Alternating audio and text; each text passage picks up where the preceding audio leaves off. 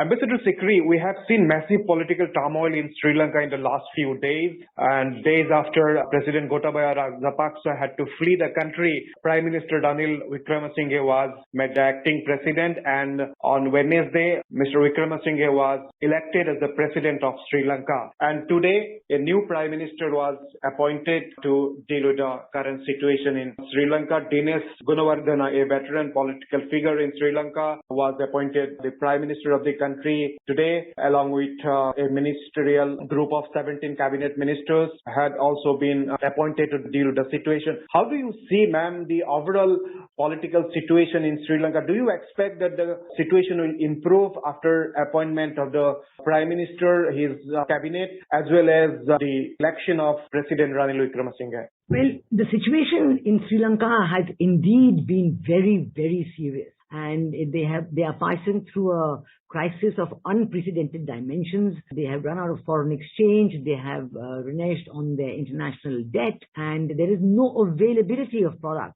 Food, fuel, fertilizers, pharmaceuticals, they're all enormously short supply. And the people are facing enormous hardships. As we know, and we know that the former president, Gotabaya Rajapaksa, left in a hurry. He went to Maldives. There was again protests against his stay there. Then he went to Singapore. And Singapore has just given a statement today that the former president has been given a short-term 14-day visa. So after that, what will happen is still unknown. But certainly, I would say that in Sri Lanka, the events of the last 2 or 3 days, particularly the election of the former Prime Minister Ranil Wickremesinghe as the president, election by the parliamentarians of all parties as president, I think this has been a step in the right direction. It is a very positive step, and I can hope, and I think many people would agree with me, that we can hope that there is a light now at the end of the tunnel. Of course, this is just the beginning. He has just been elected president. He has just today, as you said, nominated his prime minister. The prime minister has been sworn in, and the cabinet is being sworn in. So it is a step. But why I describe it as a positive step is for 2 or 3 reasons. First of all, the president himself, President Ranil Wickremesinghe, has focused in his speech and his address to the nation on 2 factors. First, he has not tried to minimize the crisis in any way. He has said that this is a very, very serious crisis, the worst that Sri Lanka has faced over the last 75 years. But together with this, his focus is on national unity to overcome the crisis. So he is talking very much in terms of national unity, of all the political parties coming together, and his effort is going to be to have government of national unity with representatives of all political parties coming on board, and so that they can move together in a consensus all together. They can put all their minds, the best thoughts, the best leaders can come together and collectively evolve solutions which will be acceptable to the people. Now, this is a very, very important point, because as we know that when the protests were at their height just a few days ago, less than a week ago, when the protests were at their height, the slogan of Go Gotha Go, that was accompanied by Go Ranil Go. And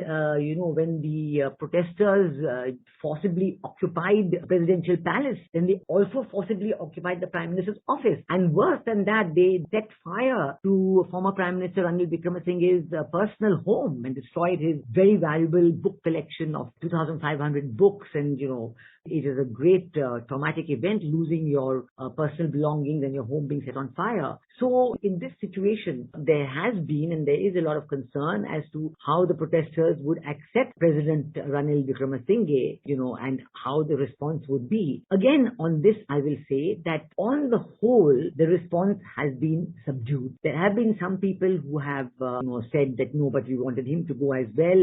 But many, many others have said, I think that they have said that our first target, our primary target was former President Gotabaya Rajapaksa to leave, and they have said, tacitly acknowledged, that they are willing to work with President Ranil Wickremesinghe. So that is a small but a very positive step. And now, as we know, that the second thing that President Ranil Wickremesinghe has been saying, that he has put in a state of emergency because he does not want that kind of situation that was present just till last week, where hundreds and thousands of people were out on the street, they were occupying public land, they broke into the buildings, the constitutional buildings like the president's home, the president's secretariat, and so on. And this is, as he has said clearly, this is anti-democracy and it is against the law of the land.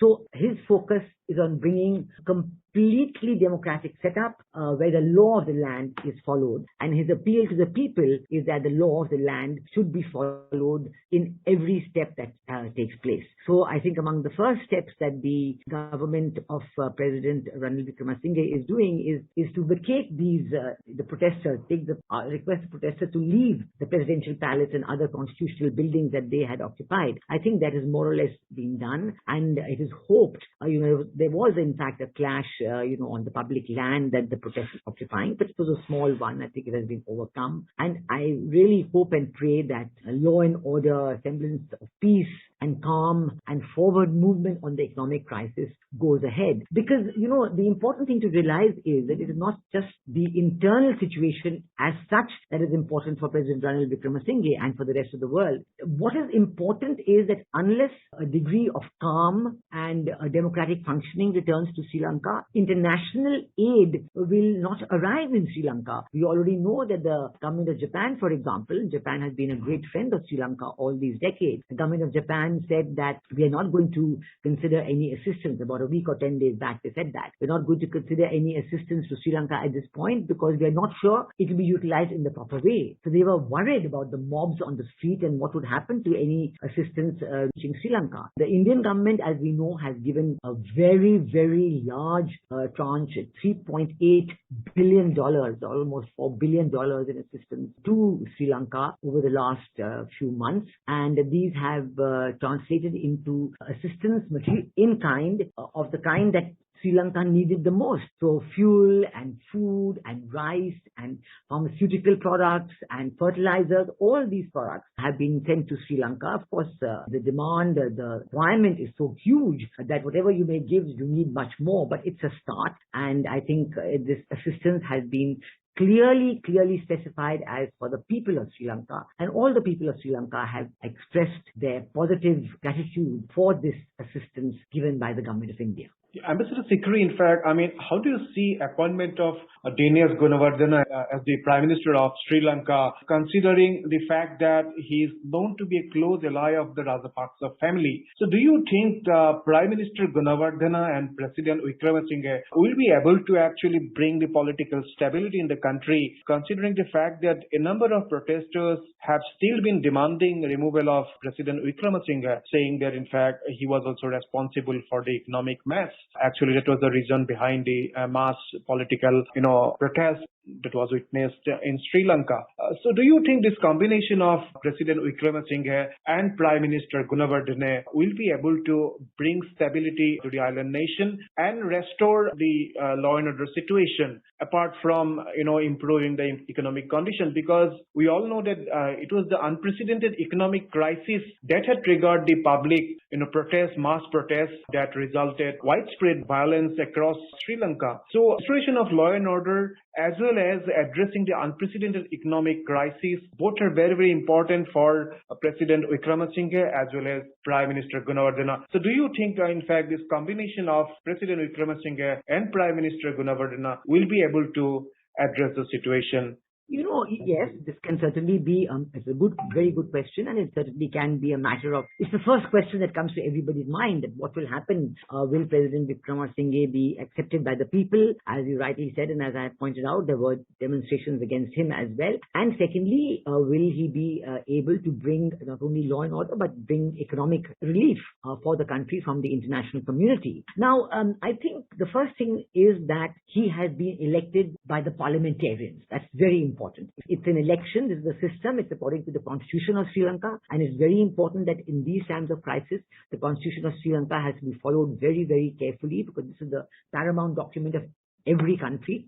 And the Constitution of Sri Lanka has been very carefully followed. And the support that he has got has been huge. It was not a close election. The other person who stood was the person, there were three candidates, but the other main candidate was from the, also a former member of the SLPP, Sri Lanka People's Party. But the overwhelming majority voted for President Ranil Wickremesinghe. And I think the reason was that they felt that this was a safe pair of hands into which the crisis could be handled well. Safe because he has the experience. And certainly I agree with you that there would be a lot of criticism that, look, when you were Prime Minister maybe 6 times and this went wrong or the other went wrong, etc., etc. But on the whole, that experience of running a government is what is very, very valuable at this time, because you have to know not only how the government will be run, but the relationships you have with international entities, with foreign governments, with the IMF, with the World Bank. As we know that as Prime Minister of Sri Lanka right now, before the elections took place,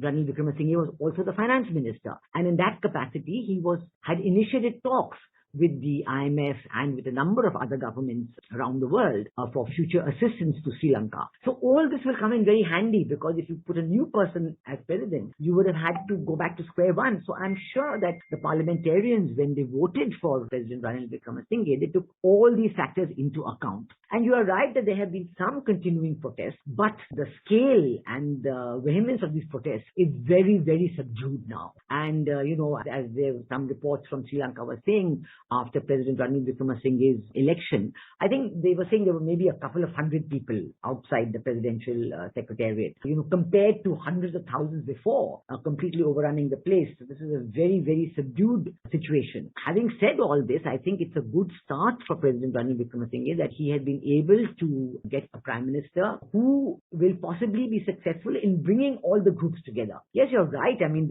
for President Ranil Wickremesinghe himself, the people are saying, no, but was he close to Rajapaksa? And President Ranil Wickremesinghe himself said that, no, I am a friend of the nation first and foremost. I'm a friend of the people of Sri Lanka, and my efforts will be to benefit the people of Sri Lanka. Now, that strong statement, I hope, will be accepted by the people, and it will help if all the people come together and work positively in maintaining law and order and in convincing the world community that Sri Lanka, which has been a remarkably successful economy all these decades, suddenly they have gone into a completely serious and unacceptable economic crisis. But to get out of it, they have to put themselves together and convince the world community that assistance should come. We are serious and responsible, and we will put the assistance to good use to get us out of this crisis. And the IMF, when they do give assistance, they have a lot of conditionalities. Those will be imposed. The people have to be ready to accept that. So it's a dialogue between the leadership, the new leadership, and the people that is very vital. And I think that the votes he received in the parliament from the parliamentarians is a good augury that the same people who voted for him, vast majority, should